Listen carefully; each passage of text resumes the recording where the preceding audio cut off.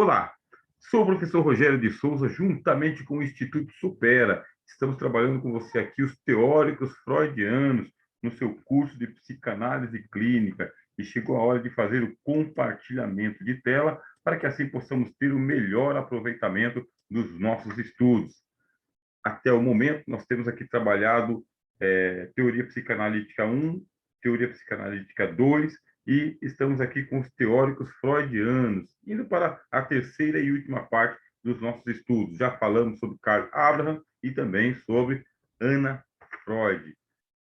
Esses aí são os que ficaram junto de Freud durante toda a vida. E nós temos os dissidentes, aqueles que realmente acabaram se afastando de Freud, tá bem?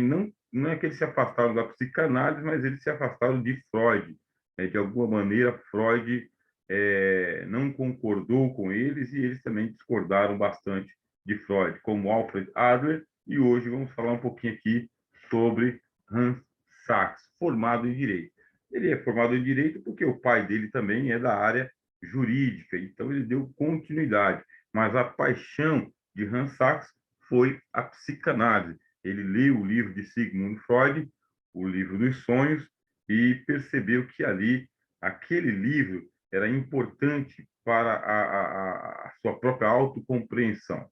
Ele aproximou-se dos demais psicanalistas e assim ele acabou também formando muitos analistas. Tá bom?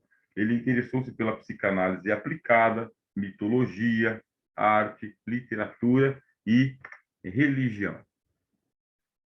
Ficou amplamente conhecido na psicanálise por implantar o tripé analítico da análise pessoal, a didática e também a supervisão.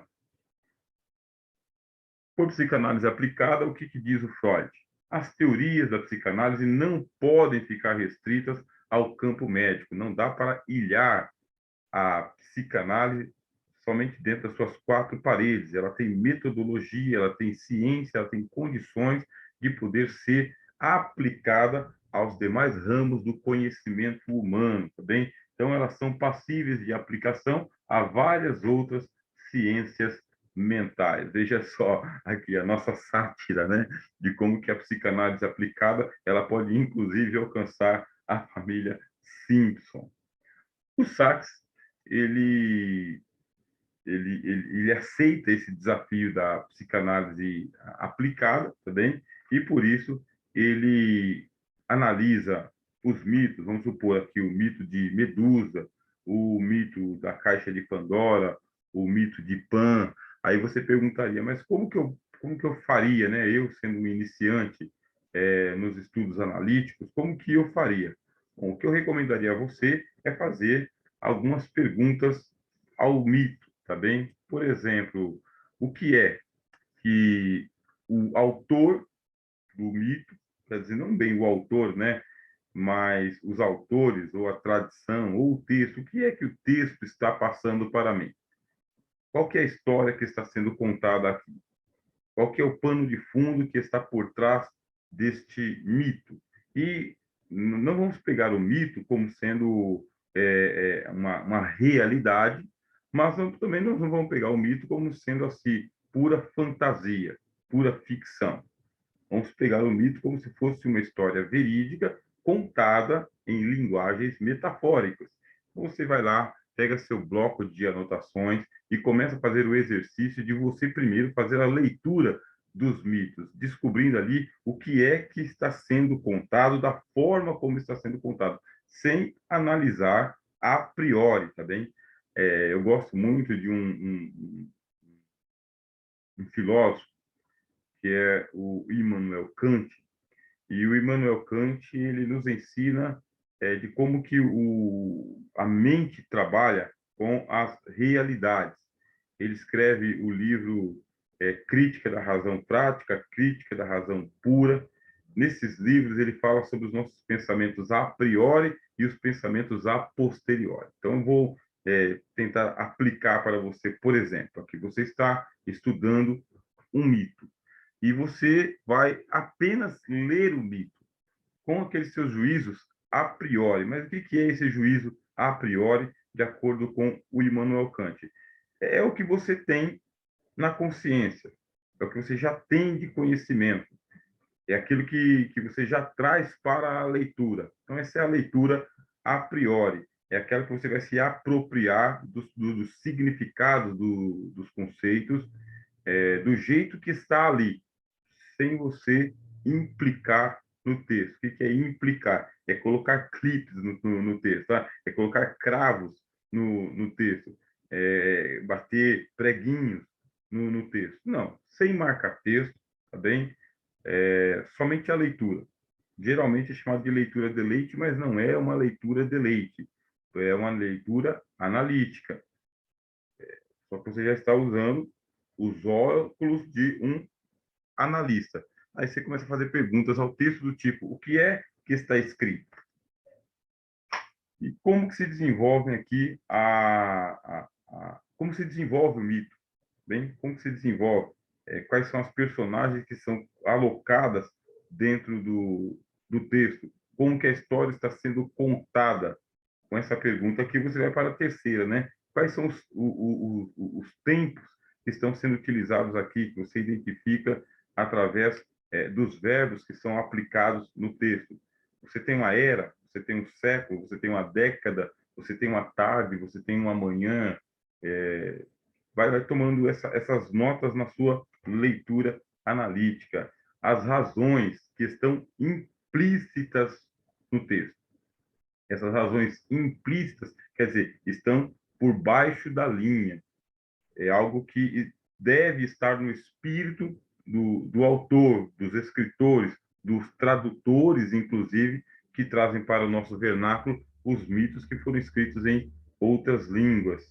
E onde que o mito foi contado, onde que o mito se processa, um mito asiático, é um mito africano, ele é um mito oriental, é um mito ameríndio, é um mito europeu, em que região é que se processa este mito?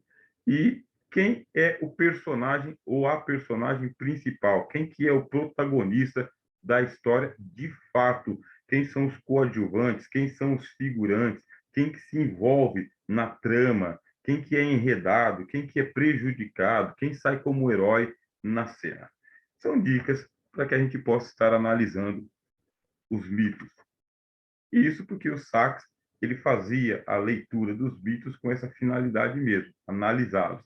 E por isso a gente pode também levar a psicanálise para o universo das artes. Aqui a poesia, a pintura, a dança, com as mesmas perguntas, né? O que é que está sendo escrito, o que é que está sendo expresso, o que é que está sendo coreografado e como que isso está acontecendo. Veja só que a gente já ampliou um pouquinho mais.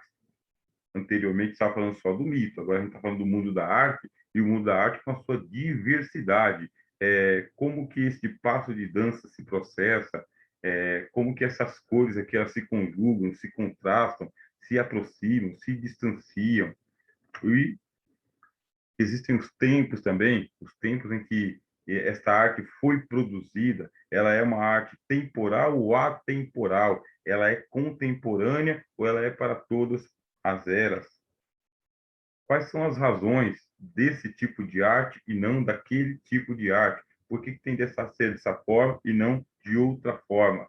Onde é que esta obra literária ou essa obra artística está sendo produzida? A gente entende de que o contexto político, o contexto econômico, o contexto social, o contexto cultural, tudo isso aí pode ser analisado quando nós estamos em contato com o fenômeno da arte, quem produziu e para quem isso está sendo produzido. E, de igual forma, com as mesmas 6 perguntas, a gente vai para a literatura, uma literatura mais de consumo, uma literatura mais de dia a dia, ou então uma literatura mais universal, mais clássica, mais ampla. Vamos supor aqui que você fosse analisar a história Dom Quixote de Cervantes. Faz parte de qual tipo de literatura? Tanto é uma literatura do dia a dia, de consumo, literatura escolar. A história de Dom Quixote ela está romanceada em diversas versões para alcançar todas as faixas etárias, e você vai encontrar também a obra clássica de Cervantes. Então, como você faria para analisar a obra Dom Quixote? Ora, as mesmas 6 perguntas. O que é que está sendo contado nessa história? A gente vai imaginar de que está acontecendo ali, como dizem muitos autores, uma sátira às novelas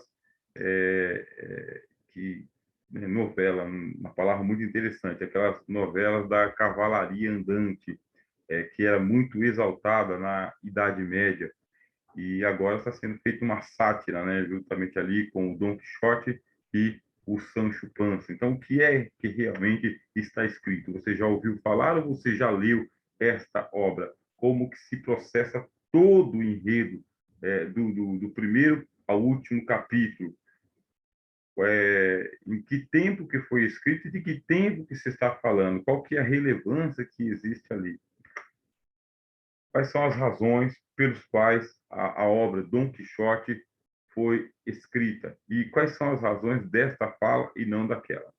Eu vejo, por exemplo, um episódio em que o Dom Quixote ele foi enfrentar os moinhos de vento e acabou perdendo, lógico, né? São moinhos de vento, acabou sendo bastante prejudicado, lançado longe, né? Por uma pasada que ele tomou e assim todo mundo satirizava o Dom Quixote e o Sancho Panza, que era o seu fiel escudeiro, defendendo o seu senhor. Onde que aconteceu essa história, quem que ficou envolvido, para quem que ele dedicava todas as suas vitórias, a sua Dulcinea, o que ela representa. Então, é um exercício que a gente propõe que você venha a fazer. E, por isso, também, o Hans Sachs, também, ele, tendo toda essa liberdade como analista, ele sabe que a religião é um fenômeno humano. E na religião você tem o fiel, você tem o devoto. Esse fiel, esse devoto pode estar sofrendo neuroses, né, por causa da sua prática religiosa ou por causa da ausência da religião.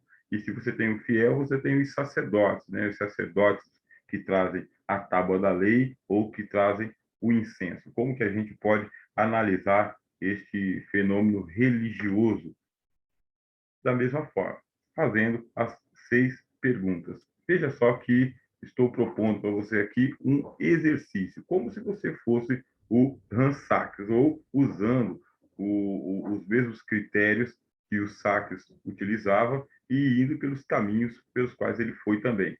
Você faça as perguntas, tá bem? O que, como, quando, por quê, onde e quem.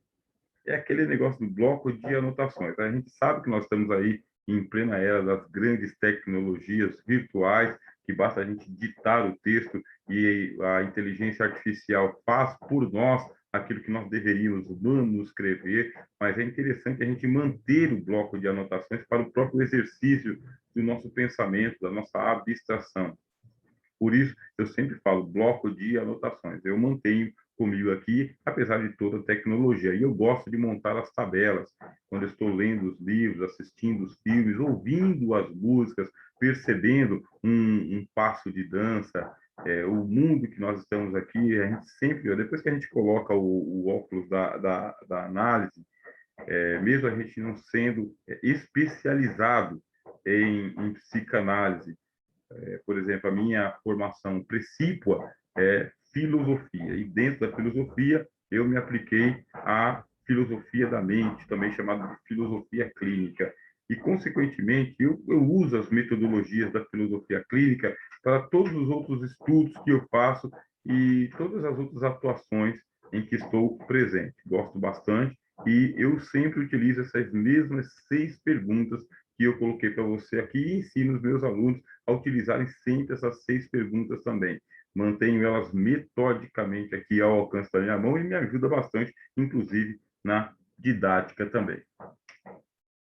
Bom, o Sachs ele aprofundou-se na psicanálise aplicada depois de ler a interpretação dos sonhos. Afinal de contas, os sonhos ele é realmente uma fonte primária, vamos dizer o seguinte, de acordo com a psicanálise, os sonhos ele é uma fonte primária para nós termos acesso ao inconsciente, quer dizer, o analista tem acesso ao inconsciente do seu analisando, quando ele coloca com as suas palavras o que é que ele sonhou, cenas de romance, cenas de pavor, ou então cenas de aventura. São realidades? São realidades psíquicas ou inconscientes, mas são realidades no mundo exterior que precisa passar pela análise. E como que você vai fazer? Perguntas do o que é que você sonhou, como foi que o sonho se processou. As pessoas que estão presentes ali são do presente, são do passado, são imaginárias. Foi à tarde, foi de manhã, né? As personagens que apareceram no sonho deram razões, explicaram através das suas falas o que é que elas queriam, né? O porquê que elas estão presentes ali, aonde que isso aconteceu, como a gente vê aqui, aconteceu num parque, aconteceu numa mata, aconteceu numa praia, quer dizer, o ambiente é muito importante. E quem são as pessoas que estão envolvidas ali? É gente viva, é gente morta, é gente presente, é gente que se distanciou. E também o Sachs, ele especializou-se no estudo dos sonhos acordados, quer dizer, aqueles devaneios e das condições da atividade artística, né? Muita área de aplicação da psicanálise. Isso aqui foi a nossa apreciação sobre o Hans Sachs, que foi conhecido na psicanálise por causa do seu tripé analítico, foi responsável pela formação de muitos analistas, né, da análise pessoal, a didática, que é todo referencial teórico, e também da supervisão. Bom, Sachs, por último, também desenvolveu estudos sobre a fobia, sobre o fetichismo e sobre o exibicionismo. Quando a gente vai para os dicionários e as enciclopédias e os livros, a gente encontra bastante artigos voltados para esses fenômenos da psique humana. Bom, uma grande satisfação ter estado com você até este momento aqui. Agora a gente vai preparar o material para o próximo teórico. Bom, até a próxima. Sou o professor Rogério de Souza, juntamente com o Instituto Supera.